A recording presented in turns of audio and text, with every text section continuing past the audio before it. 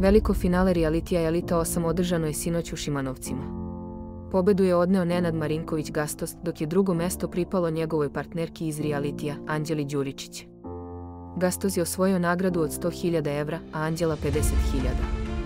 Nakon 10 meseci borbe pred kamerama i povratka u stvaran svijet, Anđela se prvi put oglasila na Instagramu.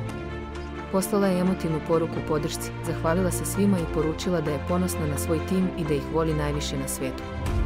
Podsjetimo, njih dvoje ostali su zajedno u superfinalu, a pobedu je odneo upravo Gastos. Odmah po izlasku iz realitija dali su prvi zajednički intervju. Gastos je izjavio da se osjeća fenomenalno, ali i da je pomalo razočaran jer Anđela nije pobedila. Ipak, kako kaže, lepo je držati pobednički ček u rukama. Na pitanje koliko će ljubav da traje, šaljivo je odgovorio dok ima 150.000 evra. Anđela je priznala da nije verovala da će baš njih dvoje ostati do samog kraja. Dodala je da je njen otac bio prezadovoljan kada je zagrlio na izlasku. Iako je sve delovalo emotivno, Gastos nije propustio priliku da se našali. Rekao je da je Anđelu u glavi ubio već 100 puta, ali da večeras ide na žurku i da naravno dolaze zajedno. Reality je završen, ali saga o njima tek počinje.